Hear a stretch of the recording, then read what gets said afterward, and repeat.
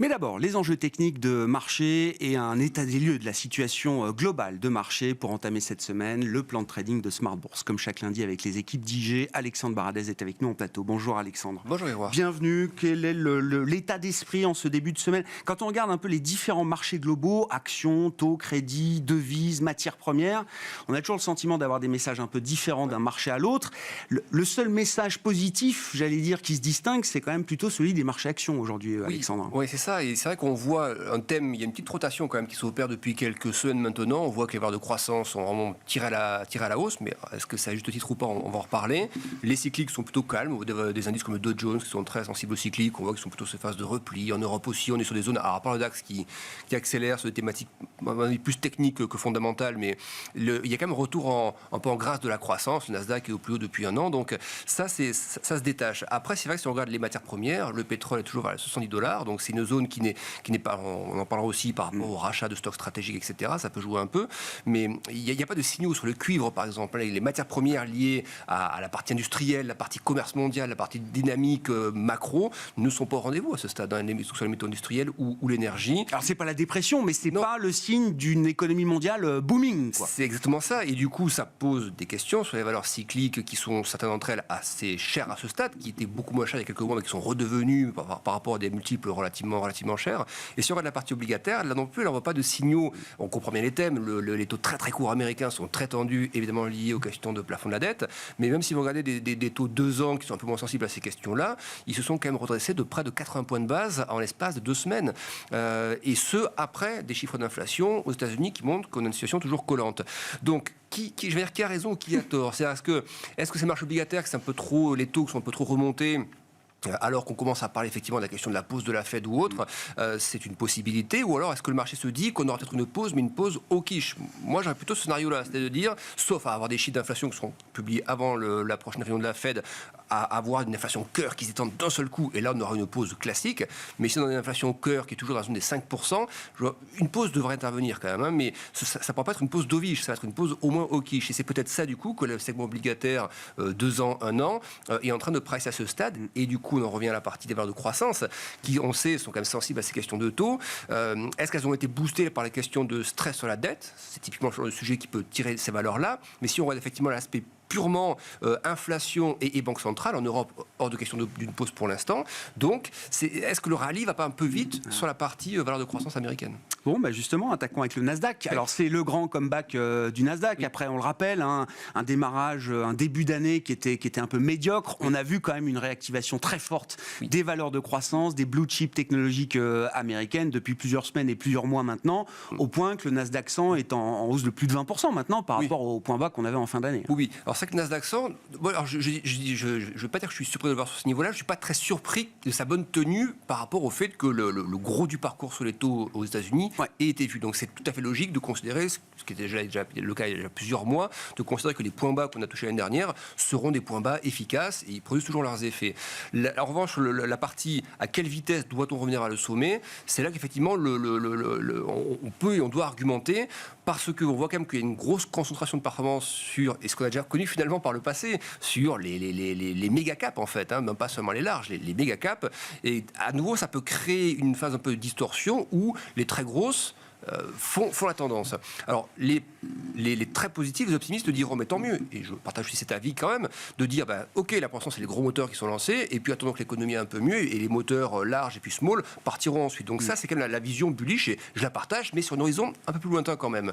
La vision un peu plus prudente à court terme, c'est ce qu'on vient de décrire à l'instant, c'est de considérer qu'il y a quand même des enjeux d'inflation qui ne sont pas encore réglés, que même si la Fed faisait une pause, on naviguerait toujours à des taux à plus de 5%. Et ça a toujours un effet, ça génère toujours du rendement positif fort, alternatif, donc l'alternative à court terme sur l'obligataire. Et il me semble que c'est pas les bases qu'on a tout de suite pour aller chercher un sommet. Et quand on regarde le Nasdaq, ça va, il a positionné très correctement. Et moi, je l'aimerais bien retomber un petit peu sur la ligne qu'on voit en dessous, le Fibo là qu'on a cassé, qui est une vraie zone. On voit très technique, à la fois zone Fibonacci, puis ensuite résistance, support, donc il y a une zone technique. Je l'aimerais bien retomber un peu cette zone quand même quelque temps. Mais il y a la question de la performance de certaines valeurs individuelles. Regardez, dans cet indice-là, vous avez les semi-conducteurs, pas toutes, mais certaines. Nvidia, par exemple, ça commence à ressembler à de l'exubérance quand même. C'est-à-dire que ça a doublé, hein. Oui, on était même de 100 il y a 5 mois, on est à 300. Donc, c'est incroyable. Voilà, c'est encore plus rapide que ça. Ouais. Donc, c'est assez bluffant parce que... Il y a à la fois le fait que oui, la valeur était survendue très probablement l'année dernière, mais entre une survente et le fait de revenir à des niveaux qui sont plus adéquats avec des guidances ou autres, là on part carrément d'une phase de stress intense à un niveau de presque d'euphorie désormais, et toutes ne suivent pas. Vous avez Intel ou autres qui n'ont pas du tout la même trajectoire. Et on sait qu'il y a encore des tensions avec les États-Unis sur les questions de semis. Donc je prends un exemple comme ça, mais ça vaut quand même 700 milliards Nvidia. Donc c'est plus une valeur anodine. Et même dans les valeurs méga cap, les Microsoft et les Apple, leur rallye est quand même particulièrement costaud. Alors vous me direz, mais oui, mais les résultats sont au rendez-vous, ce qui est vrai.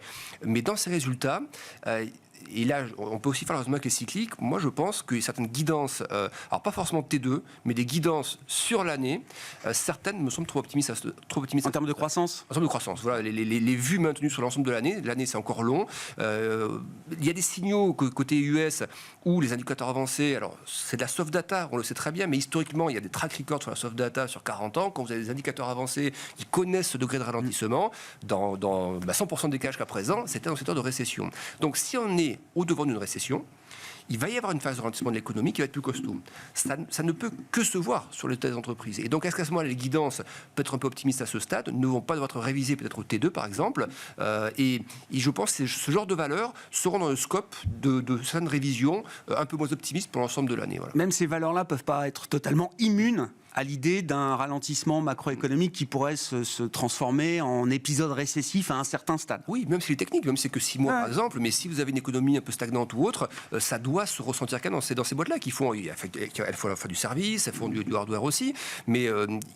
Un exemple aussi, est-ce que c'est un peu annonciateur de quelque chose? Mais on voit qu'en Chine, par exemple, les gros du cloud, Tencent ou autres, sont en train de se crêper le chignon à tel point que les prix baissent de 40 à 60% dans le cloud. Donc je ne dis pas que les États-Unis sont à un tel degré de concurrence entre boîtes, mais il y a quand même désormais de gros acteurs et la concurrence commence à jouer à plein. Et donc là aussi, c'était des gros moteurs pour ces valeurs-là. Est-ce qu'il n'y a pas une période où l'économie va ralentir, où l'activité va être un peu moins soutenue, et donc où la concurrence va rejouer un peu, faisant de fait baisser un peu la capacité de pricing power de ces entreprises. Qu'est-ce qu'on peut dire de l'euro-dollar, du dollar notamment? Alors effectivement, il y a eu la grande baisse du dollar, hausse de l'euro. On partait de sous la parité, il faut se souvenir, à l'automne dernier. On est remonté jusqu'à 1,10, 60, 65, je crois d'ailleurs au début du mois de mai. Et puis depuis, c'est vrai qu'il y a une forme de consolidation de ce mouvement. Est-ce que c'est juste une consolidation, Alexandre, ou est-ce qu'il y a l'idée d'une tendance un peu différente, notamment sur le dollar? Là, pour le coup, je trouve, cette année, ce qu'on faisait, on souhaitait cette consolidation. C'est-à-dire qu'on était au-delà d'un 10, on disait, c'est pas trop rapide pour aller sur un 15 tout de suite. Le dollar a quand même pas mal baissé. Et on voyait justement, et le raisonnement qu'on tenait il y a quelques semaines avec vous, ça veut dire les taux, à l'époque, on était à moins de 4% sur les taux courts, dans le 2 ans américain. On disait, ça va être un peu vite quand même, l'inflation reste collante, etc. Donc on disait, ce serait pas illogique, dans ce schéma d'inflation toujours un peu collante, de messages hawkish toujours véhiculés par les membres de la Fed, de dire, le dollar aurait du champ pour retrouver quelques couleurs, mais effectivement, vous l'avez dit, appartenant à un phénomène de consolidation. Quand on parle de l'euro-dollar, donc une grosse hausse de l'euro-dollar, on consolide sous forme de vague un peu latéralement pendant quelques mois, et après on continue le chemin aussi. Donc moi, je suis toujours bullish moyen terme. Je considère que l'euro peut aller dans les zones de 1,15 d'abord, et 1,20, il faudra quand même que la situation géopolitique ou autre se détende plus fortement aussi.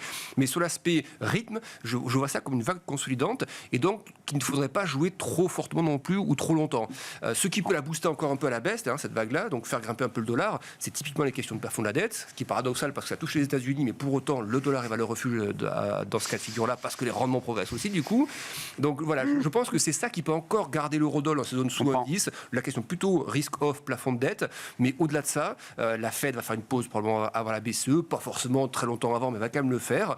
Le gros du message hawkish de la Fed est quand même passé, je pense. Donc moi, je vois pas pourquoi l'euro retomberait vers la parité ou autre. Il n'y a pas de logique à ça. Il n'y aura pas de logique. On verra effectivement comment les choses se développent sur le front des négociations du plafond de la dette, mais si tout le monde a en tête que le scénario c'est quand même une sortie sans défaut, sans strict des États-Unis, je veux dire, on peut avoir un phénomène de décompression lié à une sortie par le haut entre guillemets des négociations sur le plafond de la dette. Déjà ça, premier phénomène il y aura forcément une solution à un moment donné. On va passer 3 mois de situation. Le pire effectivement, c'est quand même d'arriver alors on peut toujours reporter, on peut toujours repousser encore un peu plus loin le problème, mais la date butoir, c'est que ça commence vraiment à grincer, que les agences de notation aussi peuvent commencer à regarder un peu tout ça. Donc c'est la phase un peu dangereuse. Passer le 1er juin, c'est la phase dangereuse. Donc ça peut effectivement lifter le dollar jusque-là, mais comme ce sera réglé à un moment donné, le dollar ne peut plus monter ensuite parce que la Fed fera sa pause. Alors, est-ce que le message sera dovish ou hawkish accompagnant? Il sera un peu hawkish quand même, je pense, mais pas de quoi ramener, encore une fois, le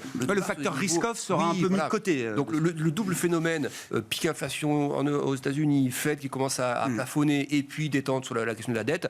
Après, il n'y a pas beaucoup de facteurs de soutien au dollar purement fondamentaux. Quels sont les messages envoyés par les matières premières? Et si on prend le pétrole comme actif emblématique du secteur des matières premières, c'est ce qu'on disait, hein, c'est pas la dépression totale quand on regarde les prix des matières premières industrielles ou énergétiques, mais c'est pas non plus booming. Non, c'est pas booming, mais alors là-dessus, là aussi, c'est un scénario qui s'est bien déroulé par rapport à ce qu'on avait prévu il y a quelques temps. On avait d'abord joué le gap sur le pétrole. C'est-à-dire qu'il y avait ce gros gap qui s'était formé après la décision de la Russie et puis ensuite de l'OPEP et OPEP+, c'est la prod. Ouais. Et on s'était dit, voilà, il y a deux critères qui, selon nous, allaient faire retomber le pétrole déjà sous les 80 et même probablement vers les 70. Déjà ce gap, mais c'est un facteur purement technique, mais le fait qu'il y ait ça, qu'il y ait une macro mondiale, et tout à l'heure vous parlez peut-être de la Chine ensemble, la macro chinoise, effectivement, n'est pas booming. Il y a le phénomène T1, mais au T2, on sent bien que ça pédale un peu dans la choucroute. Donc, ce phénomène-là, l'aspect que l'industrie ne lifte pas les cours des matières premières, et ensuite l'aspect qui était que les États-Unis voulaient des niveaux proches des $70 pour refaire les stocks stratégiques. Donc, c'est nos trois arguments qu'on déployait il y a quelques semaines pour dire, attention, il y a plutôt un risque de voir les 70 que de voir les $100. On y est, on est même passé un peu en dessous. Donc, on redevient à nouveau neutre sur la partie pétrole, parce que je vois pas de raison pour que ça s'effondre complètement. Désormais, que les achats stratégiques, attention, c'est un petit signal envoyé, c'est des livraisons, je crois, août, il faut que les appels d'offres se terminent. Bon, c'est des process qui ne sont pas hyper rapides, mais c'est quand même un petit signal prix envoyé, je trouve, sachant que l'administration américaine, les États-Unis ne paieront pas le pétrole à 70 non plus. Mais il y a quand même ce facteur, on va dire, en tout. Oui, il y a un acheteur en soutien. Il y a un acheteur qui rentre. Ensuite, il y a...